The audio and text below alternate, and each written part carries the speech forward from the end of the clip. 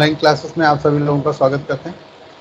आज की क्लास में हम लोग सीपीसी के जो प्रिलिमिनरी है उसके बारे में हम लोग यहाँ पर डिस्कस करने वाले हैं, जिसमें सेक्शन 2 तक आप लोगों ने पढ़ लिया। सेक्शन 2 में केवल आपको यहाँ पर पढ़नी थी, आपने पढ़ ली होंगी, याद भी किए। कुछ लोगों ने मुझे लिस्ट बना करके भी भेजा हुआ था और कुछ लोगों का कोई रिप्लाई भी नहीं आया। चलिए ज़रा ध्यान देते हैं, हम लोग थोड़ा सा इसको रिवाइज कर लेते हैं सेक्शन 2 को। सेक्शन 2 का जो फर्स्ट क्लोज था, इसमें संहिता की बात की गई है। सेक्शन 2 में यहाँ पर डिक्री की बात की गई कि डिक्री क्या होती है। सेक्शन 3 में यहाँ पर डिक्रीदार की बात की गई है। सेक्शन 4 में जिला की बात की गई थी। सेक्शन 5 में विदेशी न्यायालय की बात की गई है। सेक्शन 6 में विदेशी निर्णय की बात की गई थी। सेक्शन 7 में सरकारी प्लीडर को बताया गया है। सेक्शन 7A और 7B। 7A में यहाँ देखिए उच्च न्यायालय की बात की गई है, और यहाँ 7 जो B दिया गया है, भारत से जम्मू कश्मीर राज्य के सिवाय, ये चेंज हो गया है जम्मू कश्मीर पुनर्गठन अधिनियम 2019 के अनुसार। तो जैसा कि मैंने लास्ट क्लास में आपके साथ डिस्कस किया हुआ था। और सेक्शन 28 में आप न्यायाधीश के बारे में, सेक्शन 29 में निर्णय की बात की गई है। सेक्शन 210 में निर्णय त्रणी की बात की गई। सेक्शन 211 में विधिक प्रतिनिधि की बात की गई है, और सेक्शन 212 में अंतःकालीन लाभ की बात की गई है। सेक्शन 213 में जंगम संपत्ति की बात की गई है। सेक्शन 214 में आदेश ऑर्डर की बात की गई। 215 में प्लीडर की बात की गई है। 216 में विहित की बात की गई है। 217 में लोक अधिकारी की बात की गई कि लोक अधिकारी क्या होता है। सेक्शन 218 में आपने नियम की डेफिनेशन दी गई है। यहाँ पर जो नियम के बारे में पढ़ा था, नियम क्या होते हैं। 219 में निगम के अंश की बात की गई, जिसमें स्टॉक डिवेंचर बंद पत्र आते हैं। 220 में निर्णय या डिक्री की दशा के सिवाय हस्ताक्षर के बारे में डेफिनेशन दी गई, जिसमें स्टाम्पित भी इंक्लूड किया गया है। अब हम यहाँ से स्टार्ट करने वाले न्यायालयों की जो अधीनस्थता है वो क्या है, तो देखिए ज़रा ध्यान दीजिएगा।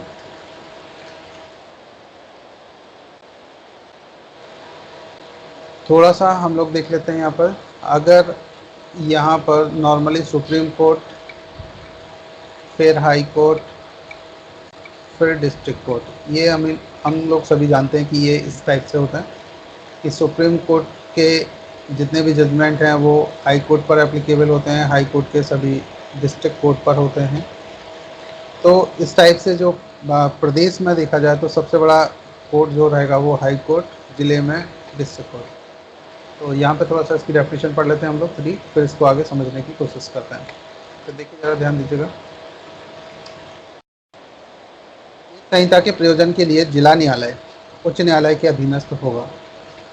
तो यहाँ बोल रहे हैं कि जो हाई कोर्ट है उसके अधीनस्थ जिला न्यायालय होगा, यानी कि डिस्ट्रिक्ट कोर्ट होगा।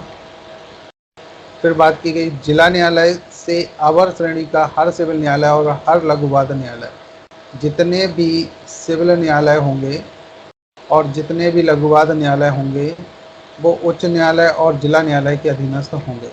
यानी कि इन दोनों के अंडर में यहाँ पर सिविल न्यायालय, जो भी सिविल कोर्ट्स होंगे वो,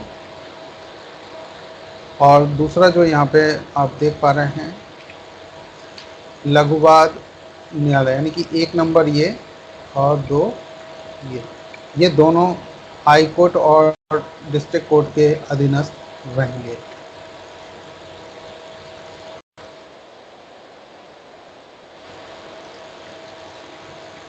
सेक्शन 4 पर एक नज़र डालिए। व्यावृत्तियाँ क्या होती, सेविंग्स क्या होती, सेविंग्स के बारे में हम लोग थोड़ा सा समझ लेते हैं। सेक्शन 4 का सब क्लोज फर्स्ट पर एक नज़र डालिए। इसके प्रतिकूल किसी निर्दिष्ट उपबंध के अभाव में इस संहिता की किसी भी बात के बारे में यह नहीं समझा जाएगा कि वह किसी विशेष या स्थानीय विधि, कौन सी, या तो विशेष हो या स्थानीय विधि हो, जो अप्रवृत्त है या तत्समय प्रवृत्त किसी अन्य विधि द्वारा उसके अधीन प्रदत्त किसी विशेष अधिकारता या शक्ति को भेद प्रक्रिया के किसी विशेष रूप को परिसीमित करती है या उस पर अन्यथा प्रभाव डालती हो। तो यहाँ पर देखिए, थोड़ा सा समझिए। एक बात की कि विशेष विधि और स्थानीय विधि, तो पहले तो हम लोग विशेष विधि समझ लेते हैं। कोई भी स्पेशल लॉ बनाया गया हो, पर्टिकुलर क्षेत्र के लिए भी हो सकता है, पर्टिकुलर टॉपिक पे भी हो सकता है, पर्टिकुलर प्रॉब्लम्स पे भी हो सकता है। तो एक तो स्पेशल लॉ हो गया। दूसरा स्थानीय विधि हो गई, जो एक निश्चित क्षेत्र में लागू होगी, पर्टिकुलर ज्यूरिडिक्शन के लिए लागू होती है। जैसे आप देखेंगे मध्य प्रदेश के जो लोकल लॉ है, लोकल लॉ में जैसे MPLRC, Madhya Pradesh land revenue code, MP accommodation, ये जो इस टाइप के जितने भी एक्ट होते हैं, ये सब के क्या होते हैं, ये सब लोकल लॉ में माने जाते हैं, जो केवल मध्य प्रदेश में ही एप्लीकेबल होंगे। छत्तीसगढ़ का अलग है, राजस्थान का अपना अलग है, यूपी का अपना अलग है। तो ये सब होती हैं स्थानीय विधियाँ। कोई विशेष विधि के द्वारा ऐसा बना दिया जाए जो पर्टिकुलर किसी क्षेत्र में जिसकी आवश्यकता हो। जैसे अभी आपने देखा कुछ कोरोना के संबंध में भी बनाया गया है, तो ये क्या, ये एक स्पेशल लॉ हो गया। या किसी की भी कोई प्रॉब्लम्स ऐसी आ रही है जिसके लिए तुरंत कानून बनाने की आवश्यकता है और संसद द्वारा उसे पारित कर दिया जाए, तो किसी विशेष क्षेत्र के लिए या किसी विशेष प्रॉब्लम के लिए उसे विशेष विधि भी मान ली जाती है। तो अब यहाँ पे ज़रा ध्यान दीजिएगा, देखिए क्या कह रहे हैं, ये समझिए थोड़ा सा इसको। सेविंग्स का मतलब है कि इन सारी चीज़ों को छोड़, हर एक्ट में आपको सेविंग मिलेगी। सेविंग्स मतलब ब्यावृत्तियाँ जो होती हैं, इसका मतलब क्या, पूरा एक्ट तो लागू होगा लेकिन इन चीज़ों को छोड़ दिया जाएगा जो इसमें यहाँ पे दी जाएंगी। इनको छोड़ करके बाकी जाए, क्योंकि यहाँ हो सकता है कि ये पार्शियली भी लागू हो सकती है कुछ हिस्से में, या फिर कुछ हिस्सा ऐसा होगा जो लागू नहीं होगा। तो यहाँ पर इस टाइप के प्रोविजंस कर दिए जाते हैं। तो चलिए देखते हैं इसको और में थोड़ा सा इसको अच्छे से समझने की कोशिश करते हैं। देखिए, इसके प्रतिकूल किसी विनिर्दिष्ट उपबंध के अभाव में जब तक कोई अलग से स्पेशल या स्पेसिफिक कोई प्रोविजंस ना कर दिया गया हो, तो क्या कहा गया कि इस संहिता की किसी बात के बारे में यह नहीं समझा जाएगा। जो संहिता में जितने भी प्रोविजंस हैं उसके बारे में ये नहीं समझा जाएगा कि वह किसी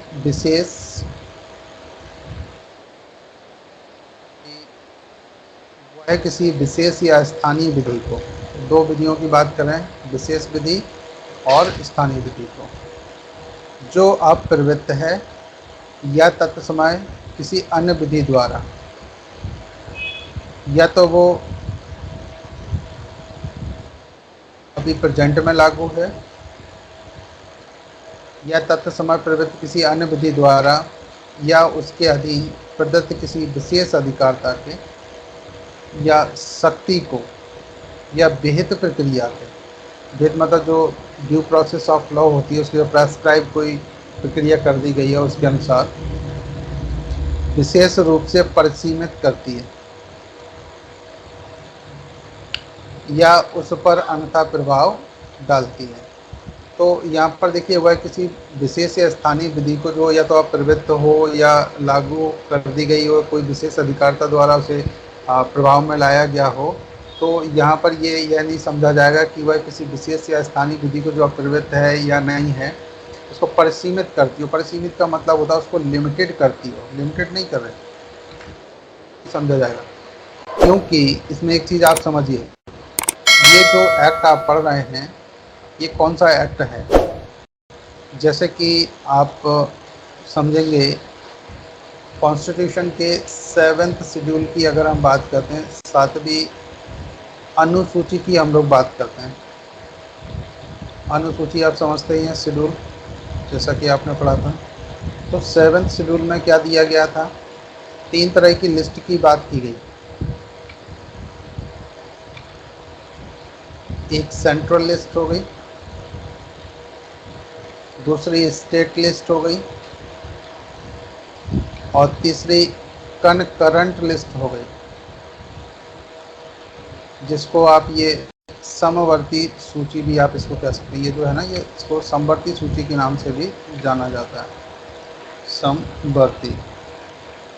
अब इसमें क्या होता है, देखो सेंट्रल लिस्ट जो है ना, इसमें केवल केंद्र के जो रहेंगे वही इसमें नियम बना सकते हैं। स्टेट में केवल स्टेट ही नियम बना सकती है, मतलब जो राज्य है वही इसमें नियम बना सकता है। अब जो कनकरेंट लिस्ट है, इसके जो विषय होंगे, इन विषयों पर राज्य और केंद्र दोनों ही नियम बना सकते हैं। तो जहाँ तक सीपीसी की अब हम बात करते हैं, तो इस प्रक्रिया में कोई भी विशेष लॉ हो जाए या स्थानीय विधि जो भी प्रवृत्त हो, तो यहाँ पर ये कह रहे हैं कि इसके प्रतिकूल किसी विनिर्दिष्ट उपबंध के अभाव में जब तक कोई विनिर्दिष्ट उपबंध ना ऐसा बनाया जाए इसके प्रतिकूल हो, संहिता किसके प्रतिकूल, सीपीसी के अगेंस्ट में कोई ना बनाया जाए, इस संहिता की किसी भी बात के बारे में यह नहीं समझा जाएगा कि वह किसी भी विशेष या स्थानीय विधि को परिसीमित, स्थानीय विधि इसके ऊपर अधिभावी हो जाएंगी, मतलब सीपीसी को ओवरराइड कर देंगे।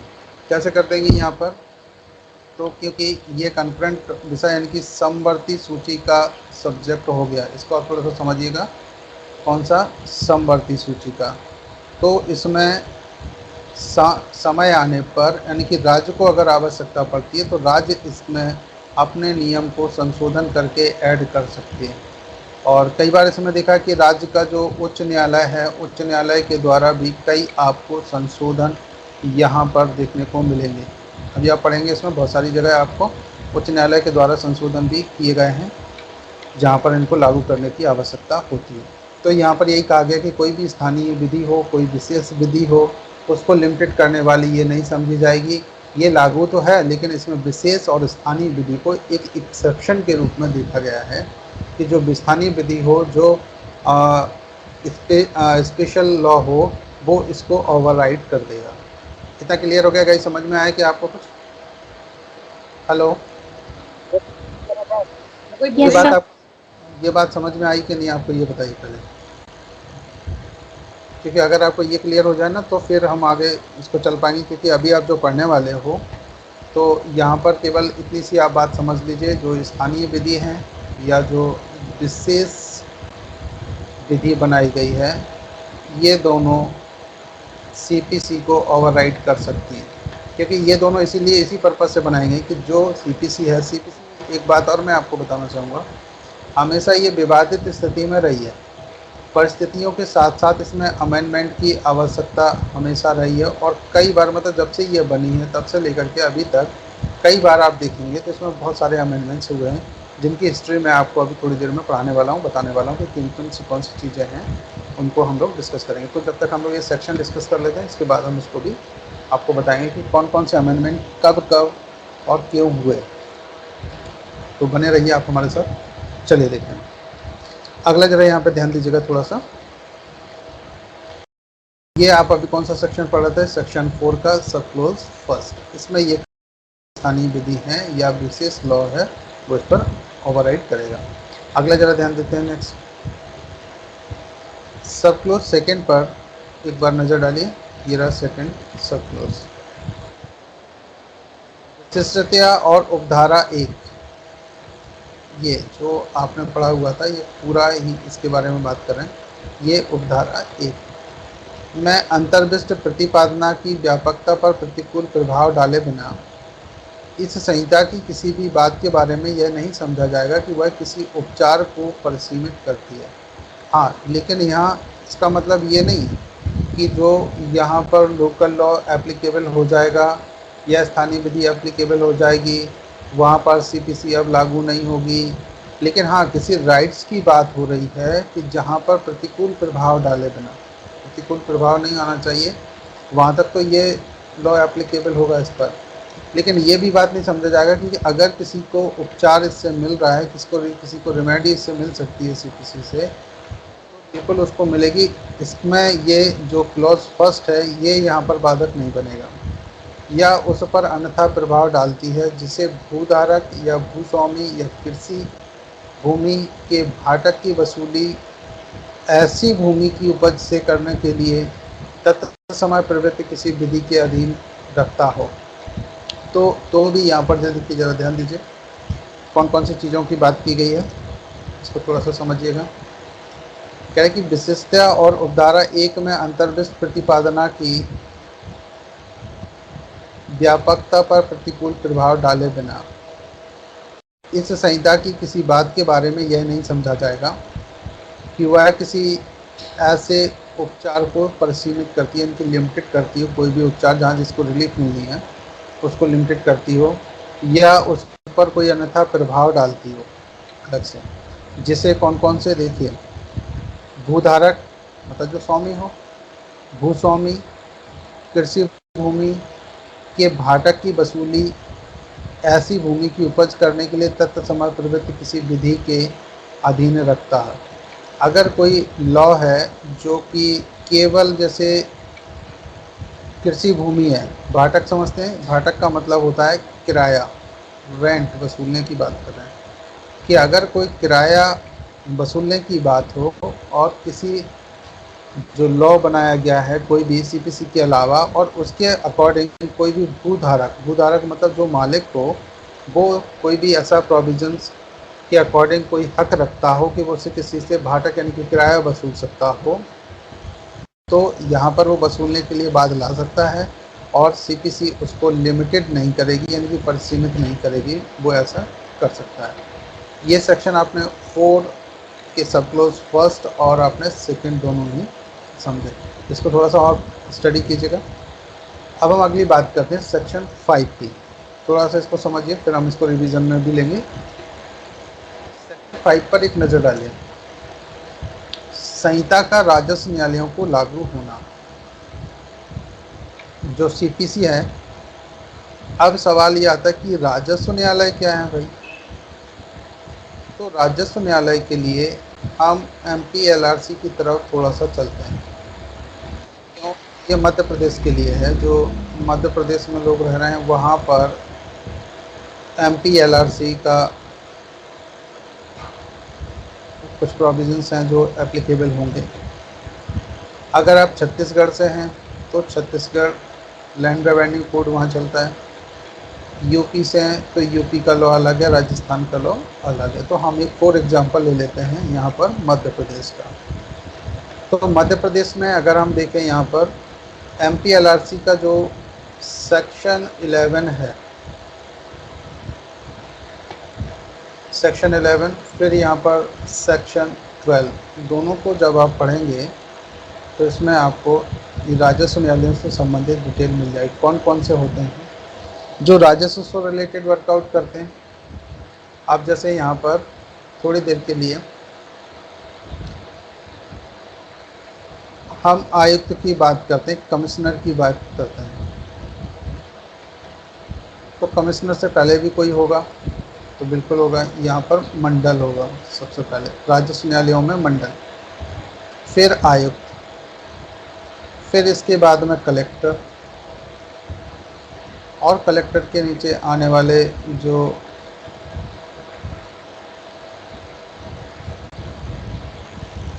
एसडीओ नहीं आता इसमें, एक सेकंड रुकिएगा, तहसीलदार, कलेक्टर के साथ अपर कलेक्टर को ऐड कर लीजिए, ये सभी, तहसीलदार के साथ नायब तहसीलदार को ऐड कर लीजिए, ये सब राजस्व न्यायालय माने जाएंगे जितने भी वहाँ पर सेक्शन 11 में डिफाइन किए गए हों, या कोई भी ऐसे अन्य अधिकारी जिनको राज्य शासन नोटिफिकेशन के द्वारा ऐसा करे, जो अन्य अधिकारी हों कि ये राजस्व अधिकारी होंगे, तो उनके जो न्यायालय होते हैं उनको यहाँ राजस्व न्यायालयों के नाम से जाना जाता है। तो क्या सीपीसी उस पर लागू होती है, सवाल आता है। हाँ, सीपीसी उस पर लागू होती है। अब देखिए ज़रा यहाँ पे आ जाइए सेक्शन 5 की तरफ थोड़ा सा, बोला संहिता का राजस्व न्यायालयों को लागू होना। तो कौन सा सेक्शन पढ़ रहे हैं आप, सेक्शन 5। भाई सेक्शन 5 के अकॉर्डिंग जो सीपीसी है वो राजस्व न्यायालयों पर लागू होगी। अब देखें सेक्शन इसका 5 का सब क्लोज फर्स्ट हम लोग यहाँ पर स्टडी कर लेते हैं। देखिए जरा ध्यान दीजिए। आवाज़ क्लियर आ रही है आप लोगों को? थोड़ा सा बता दीजिए प्लीज़। Yes sir. ओके, चलिए आप जरा ध्यान दीजिएगा थोड़ा सा। जहाँ कोई राजस्व न्यायालय प्रक्रिया संबंधी ऐसी बातों में जिन पर ऐसे न्यायालयों को लागू कोई विशेष अधिनियम मौन है, विशेष अधिनियम है, वो बिल्कुल इस बारे में कुछ भी बात नहीं करता। इस बारे में राजस्व न्यायालयों में प्रक्रिया कौन सी होगी, क्या प्रोसेस अपनाई जाएगी, लागू तो होगी लेकिन प्रोसेस क्या अपनाई जाएगी, ऐसी कोई भी बात के लिए कोई भी विशेष जो अधिनियम है वो बिल्कुल शांत है, कुछ भी बात नहीं करे, कोई प्रोविजंस नहीं है। तो यहाँ पे देखें जरा, इस संहिता के उपबंधों द्वारा शासित है।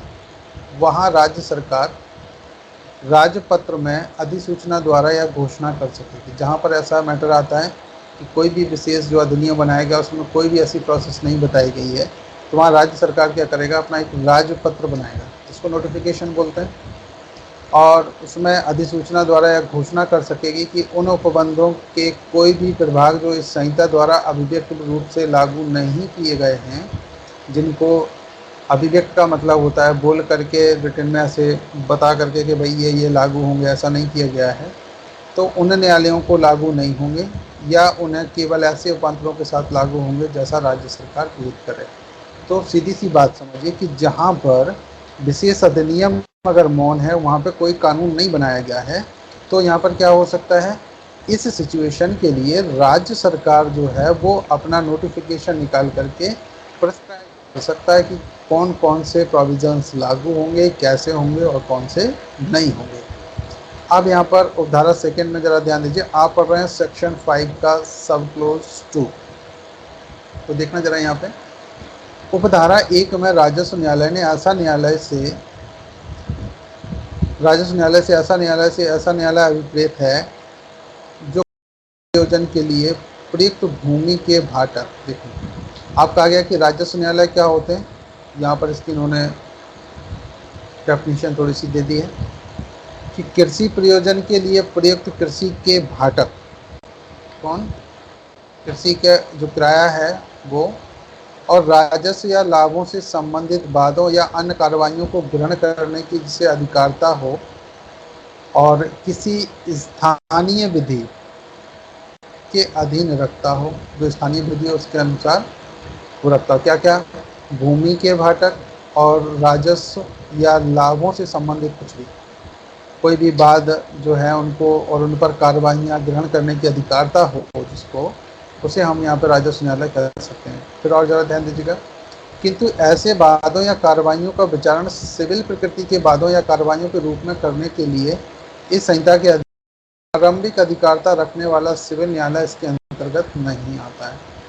जो आरंभिक अधिकारता जो इसके अंतर्गत सिविल न्यायालय है वो राजस्व न्यायालयों में काउंट नहीं किया जाएगा। इस लाइन को थोड़ा सा अंडरलाइन कर लीजिए सेक्शन 5 में, कि जो आरंभिक अधिकारता रखने वाला है, यहाँ से एक क्वेश्चन बन रहा है, देखिए जल्दी से,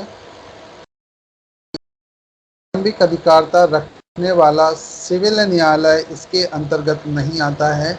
ये एक क्वेश्चन सीधा सीधा सा बन रहा है, जरा ध्यान दीजिए, ठीक है। चलिए इतना क्लियर हो गया गाइस सभी को, राजस्व न्यायालय भी हमें पता चल गया क्या होता है। अब हम सीधी सी बात कर लेते हैं सेक्शन 6 की धन संबंधी अधिकारता। पहले तो इसकी डेफिनेशन पढ़ लीजिए, फिर मैं आपको इसकी डिटेल की तरफ लेके चलता हूँ। आप लोग यहाँ पर हैं अभी? सभी को आवाज़ क्लियर हो रही है? Yes sir. ओके, चलिए ज़रा ध्यान दीजिए। तो हम आपको सीधे पहले तो डायरेक्ट पर डेफिनेशन पढ़ लीजिए, इसके बाद हम फिर आगे की डिस्कशन करते हैं। देखिए ज़रा ध्यान दीजिए, सेक्शन 6 धन संबंधी अधिकारता क्या होती है।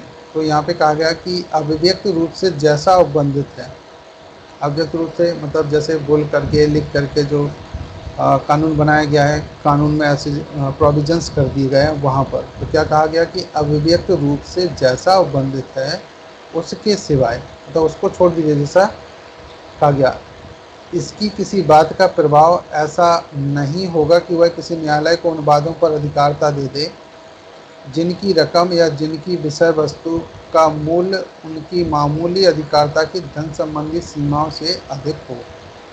अब सवाल आता है कि धन संबंधी सीमाएं कौन सी हैं कि जो उससे अधिक नहीं होना चाहिए। ये केस केवल उतने सुन सकते हैं जितने इनके उससे अधिक ना हो। तो यहाँ पे देखिए, ज़रा ध्यान दीजिएगा। तो अधिकारिता की जहाँ पर बात की गई तो धन संबंधी अधिकारिता से अधिक नहीं होनी चाहिए। अब सवाल ये है कि अधिकारिता कितनी है। तो अधिकारिता के संबंध में मैं यहाँ पे कुछ आपको एक्ट्स दिखाना चाहूँगा, ज़रा ध्यान दीजिएगा। उन एक्ट की तरफ हम लोग थोड़ा सा चलते हैं। देखिए, एक है यहाँ पर मध्य प्रदेश सिविल कोड्स एक्ट 1958। ये एक एक्ट है, सभी लोग ज़रा ध्यान दीजिएगा।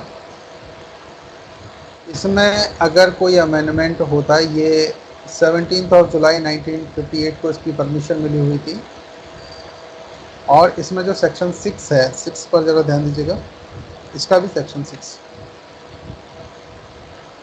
देखो, थर्ड में क्या बताया गया। सेक्शन थर्ड में क्लासेस ऑफ सिविल कोड्स के कौन कौन से होंगे, सिविल डिस्ट्रिक्ट्स कौन कौन से होंगे, एस्टेब्लिश ऑफ सिविल कोड्स कैसे बनाया जाएगा, ये सब उसके प्रोविजंस दिए। आप चाहे जब आपको टाइम मिले तो इस एक्ट को थोड़ा सा आप पढ़ लेंगे।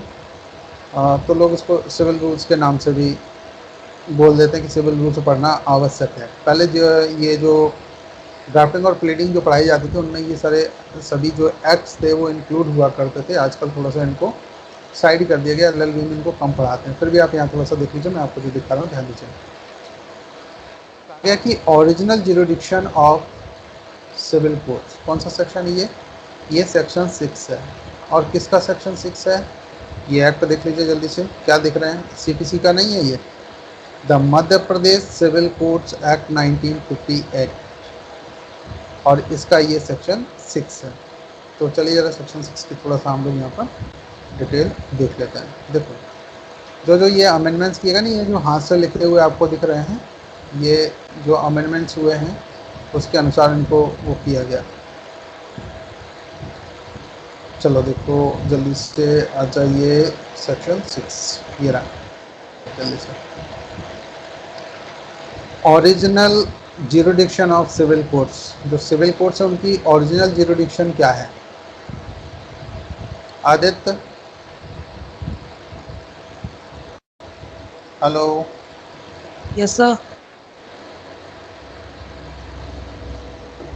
थोड़ा सा ध्यान देना, ये समय Yes, समय sir. पर सभी लोगों को ध्यान देना है। वैसे समय समय पर ये चेंजेस होंगे, इसलिए आपको ये एक्ट दिखा रहा हूँ, ध्यान दीजिएगा, है ना। Subject to the provisions of any law for the time being enforced. First एक क्लॉज देखेंगे, सेक्शन 6 का फर्स्ट का एक क्लॉज।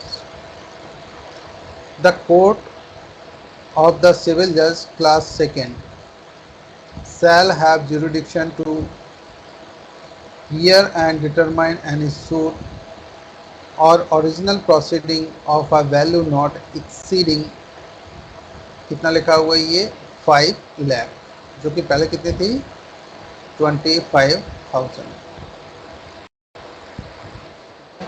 जो कि पहले 25,000 थी। पर ये मध्य प्रदेश के लिए, देखिए अलग अलग स्टेट में अलग अलग हो सकता है, ये केवल मध्य प्रदेश के लिए चेंज की गई है, जो कि पहले 25,000 थी। इसकी जो ज्यूरिडिक्शन है वो कर दी गई है कितनी, 5 लाख। अब जो सिविल जज सेकेंड क्लास, जो सिविल जज सेकेंड क्लास के जो मजिस्ट्रेट हैं, न्यायाधीश इनको कहा जाता है, ये कितने तक की सुनवाई कर सकते हैं, 5 लाख तक। चलिए इसकी डिटेल में आपको और भी बताऊंगा, कि थोड़ा सा ध्यान दीजिए, पहले इनको पढ़ लीजिए। सेक्शन 6 सब क्लोज फर्स्ट का बी आप ये स्टडी करेंगे तो बी में क्या दिया हुआ है, देखिए जरा। द कोर्ट ऑफ सिविल जज class first shall have jurisdiction to hear and determine any suit or original proceedings of a value not exceeding, देखिए जल्दी से कितना कर दिया ये, यहाँ 5 लाख कर दी थी, और यहाँ देखो 1 2 3 4 5 6 7 और 8, कितनी हो गई, 1 करोड़ हो गई। Yes sir. है ना। 1 करोड़ हो गए, 10 करोड़ हो गए, एक आंसर में देखें। हम्म? हाँ, ये मुझे ना कुछ गड़बड़ लग रही है, यहाँ पर इतनी ज्यूरिडिक्शन नहीं है।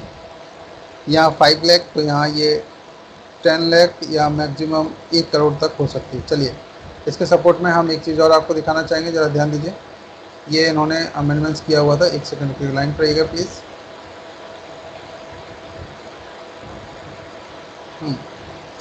ये एक वेबसाइट मिली हुई है जिसमें 2014 के अमेंडमेंट्स की बात की गई है।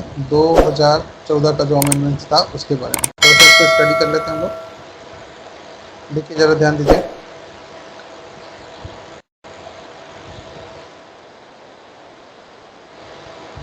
Pecuniary jurisdiction of civil judge class 2 and class 1 has been enhanced through an amendment in section 6 of the Madhya Pradesh Civil Courts Act through Madhya Pradesh Civil Courts Amendment Bill। इसमें ज़रा ध्यान दीजिएगा। देखिए क्या कर रहे हैं ये।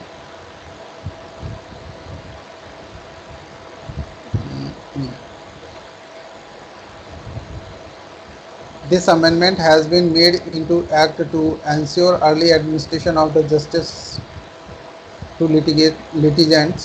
According to the amendment, pecuniary jurisdiction of the civil judge class 2 will now be 5 lakh. कितना हो गया ये? 5 लाख बोल रहा है। आप देखिए नेक्स्ट, प्लेस ऑफ 2.5 लाख, जो कि 2.5 लाख था उसको चेंज करके अब 5 लाख कर दिया गया। फिर देखेंगे, सिविल जज class first have been increase from 10 lakh to 1 crore. कितनी कर दी है? 10 लाख से बढ़ा करके इसको 1 करोड़ कर दिया गया। At present market rates for land have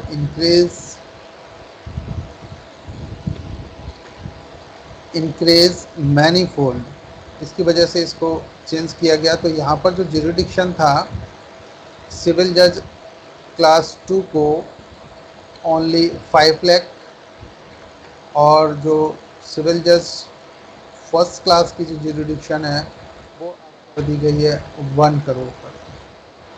ठीक, क्लियर हो गया गाइस इतना?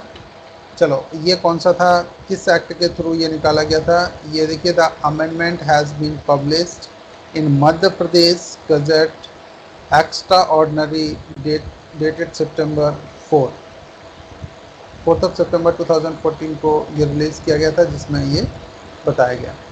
चलिए, अब सीधे हम यहाँ पर देखिए, ये इसका ओरिजिनल एक्ट है जो the Madhya Pradesh civil courts act 1958, जिसमें अमेंडमेंट किया गया था सेक्शन 6 में, जिसके अकॉर्डिंग अमेंडेड मैंने आपको यहाँ पे दिखाया हुआ था। 1 सेकंड पे इसकी PDF ये रहे। ठीक है, तो फर्स्ट बात की गई है कि अब अगर हम यहाँ पे देखें सेक्शन 6 सब क्लोज फर्स्ट और ए के अकॉर्डिंग सिविल जज सेकेंड क्लास की जो ज्यूरिडिक्शन है वो हो गई है 5 लाख, और जो फर्स्ट क्लास है उसकी हो गई है 1 करोड़। ठीक है, इतना। चलिए ज़रा ध्यान दीजिएगा। सी नंबर पॉइंट्स पर देखते हैं। सेक्शन 6 फर्स्ट और इसका sub clause C. The court of district judge shall have jurisdiction to hear and determine any suit original proceeding without restriction as regards value। मतलब बिना किसी रेस्ट्रिक्शंस के इनकी जो जुरिडिक्शन है वो कितनी भी वैल्यू की ये सुन सकते हैं। तो ये इससे रिलेटेड था।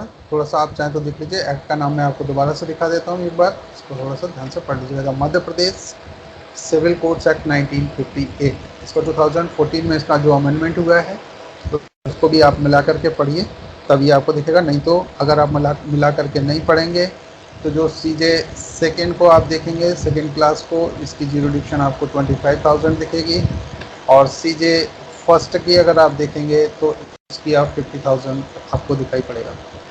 फिर जब आप अमेंडेड देखेंगे तो यही जो ज्यूरिडिक्शन है ये आपको दिख जाएगी 5 लाख की, और ये दिखेगी 1 करोड़ की। ठीक है गाइस, इतना क्लियर हो गया सभी को? तो ज्यूरिडिक्शन आपको याद रखना है। ये मैंने दोनों आपको प्रूफ के साथ दिखाया हुआ है, बाकी आप और थोड़ा सा डिटेल अपने अकॉर्डिंग सर्च कर सकते हैं। चलिए, अब हम इसके अगला नेक्स्ट सेक्शन की तरफ थोड़ा सा चलेंगे। सेक्शन 7 पर ज़रा ध्यान दीजिएगा। सेक्शन 6 अब आप देख रहे हैं कितनी कितनी जुरिडिक्शन हो सीजे फर्स्ट और सेकंड की। सेक्शन 7 पर एक नज़र डालिए। प्रांतीय लघुवाद न्यायालय, इसके बारे में देखिए। उन न्यायालयों पर जो प्रांतीय लघुवाद न्यायालय 1887 के अधीन या बरार लघुवाद न्यायालय विधि 1905 के अधीन गठित हैं, या उन न्यायालयों पर जो लघुवाद न्यायालय की अधिकारिता का प्रयोग उक्त अधिनियम या विधि के अधीन करते हैं, या भारत के किसी ऐसे भाग के जिस पर उक्त अधिनियम का विस्तार नहीं है। उन न्यायालयों पर जो समरूपी अधिकारिता का प्रयोग करते हैं, निम्नलिखित उपबंधों का विस्तार नहीं होगा। कौन कौन सा विस्तार नहीं होगा?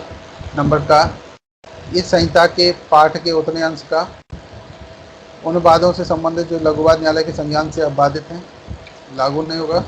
और ऐसे वादों में की डिक्रियों के निष्पादन से संबंधित हैं, या फिर स्थावर संपत्ति के विरुद्ध डिक्रियों के निष्पादन से संबंधित हैं। तो यहाँ पर देखिए, जो वादों की डिक्रियों के निष्पादन से इम्प्लीकेशन की बात कर रहे हैं, या स्थावर संपत्ति के विरुद्ध डिक्रियों की संबंधित बात कर रहे हैं, ये वहाँ पर क्या कह रहे हैं कि इनका निम्नलिखित उपबंधों पर विस्तार नहीं होगा, प्रांतीय जो लघुवाद न्यायालय हैं उनका। चलिए 18 नंबर पर जरा ध्यान दीजिएगा। निम्नलिखित धाराओं का, धारा 9 91 से लेकर के 92, 94, 95, जहाँ तक कि वे स्थावर संपत्ति की कुर्की के आदेश, व्यादेश या स्थावर संपत्ति के रिसीवर की नियुक्ति अथवा सेक्शन 94 के खंडेंगा और निर्देश अंतर्वर्ती आदेशों को प्राधिकृत करती हैं या उनसे संबंधित हैं, तथा सेक्शन 96 से धारा 112 तक की धाराओं और धारा 115 का, ये सब इस पर एप्लीकेबल नहीं होंगी प्रांतीय लघुवाद न्यायालय के अनुसार। ठीक है, ये लिखा हुआ है कहाँ पर? निम्नलिखित उपबंधों का विस्तार नहीं होगा, जो ये नीचे आपने अभी जस्ट पढ़े हुए का और का से रिलेटेड। चलिए नेक्स्ट जरा ध्यान दीजिए सेक्शन 8 पर। अब कहा गया कि प्रेसिडेंसी लघुवाद न्यायालय, तो इसमें देखिए जरा क्या बोल रहे हैं। धारा 24, 38, 41 तक की धाराओं, धारा 75 के का, खा, गा, धारा 76, 77, 157 और 158 में, तथा प्रेसिडेंसी लघुवाद न्यायालय अधिनियम 1882 द्वारा यथा उपबंधित के सिवाय इस संहिता के पाठ के उपबंधों का विस्तार कलकत्ता, मद्रास, मुंबई नगरों में स्थापित किसी लघुवाद न्यायालयों में से किसी भी वाद या कार्रवाई पर नहीं होगा। ये एक्चुअली कोर्ट पहले हुआ करते थे, जब से सीपीसी वगैरह ये लागू हो गई तो इनको कर दिया गया कि इनकी अधिकारताएं कम कर दी गई, जिससे लोगों को नुकसान ना हो। देखिए, परंतु यहाँ पर फर्स्ट यथास्थिति फोर्ट विलियम मद्रास मुंबई के उच्च न्यायालय समय समय पर राजपत्र में अधिसूचना द्वारा निर्देश दे सकेंगे कि ऐसे किन्हीं भी उपबंधों का विस्तार जो प्रेसिडेंसी लघुवाद न्यायालय 1882 के अभिव्यक्त उपबंधों से असंगत ना हो, और ऐसे उपांतरों और अनुकूलों सहित जो उस अधिसूचना में विनिर्दिष्ट किए जाएं, ऐसे न्यायालयों में के वादों या कार्रवाइयों पर या वादों या कार्रवाइयों के किसी वर्ग पर होगा। अगर देखिए यहाँ पर जैसे मद्रास के उच्च न्यायालय समय समय पर ये राजपत्र में अधिसूचना द्वारा ऐसा निर्देश दे सकेंगे कि इससे रिलेटेड जो प्रेसिडेंसी लघुवाद न्यायालय थे, अगर वो अनुकूल रहते हैं इस एक्ट के अकॉर्डिंग, तो फिर वो समय समय पर वो लागू होंगे। और इसके लिए कौन? राजपत्र में पहले नोटिफिकेशन निकालना होगा। कौन निकालेगा? मुंबई के उच्च न्यायालय समय समय पर ऐसा कर सकते हैं। और कौन कौन से? फोर्ट विलियम, मद्रास और मुंबई के उच्च न्यायालय अगर ऐसा नोटिफिकेशन निकालते हैं तो वो वैलिड होंगे, अदरवाइज प्रेसिडेंसी लघुवाद न्यायालय से ये लागू नहीं होंगे। सेकेंड नंबर पॉइंट पर एक नज़र डालिए। उक्त उच्च न्यायालयों में से किसी के भी द्वारा प्रेसिडेंसी लघुवाद न्यायालय 1882 के अधीन धारा 9 के अधीन इसके पहले बनाए गए सभी नियम विधि मान्यता बनाए गए समझे जाएंगे। क्या कह रहे हैं? देखिए, उक्त उच्च न्यायालयों में से किसी के भी द्वारा प्रेसिडेंसी लघुवाद न्यायालय अधिनियम 1882 की धारा 9 के अधीन इसके पहले बनाए गए सभी नियम विधि मान्यता बनाए गए समझे जाएंगे। कैसे समझे जाएंगे? बिल्कुल मान्यता बनाए गए हों प्रोसेस को अपनाने के बाद। तो ये आज आपका प्रिलिमिनरी जो है, प्रारंभिक है, वो आपका कंप्लीट हो गया है। यहाँ पर सबसे ज़्यादा ध्यान आपको सेक्शन 6 में देना है, सेक्शन 2 की डेफिनेशंस पर देना है। सभी लोगों को याद करना ही है, इनको पढ़िएगा। जिसको समझ में नहीं आए आप मुझे भेज दीजिएगा, तो मैं दोबारा से आपको ये समझाऊँगा। किसी को इससे रिलेटेड कुछ पूछना हो तो बताइएगा। इस बोलिए अब जल्दी से। No sir. ठीक है, चलिए 1 सेकेंड लाइन पर रहिएगा। अब हम जो केस लॉ के बारे में जो डिस्कशन करना है, उसके लिए समय है आप लोगों के पास। स्टार्ट करें हम लोग गाइस।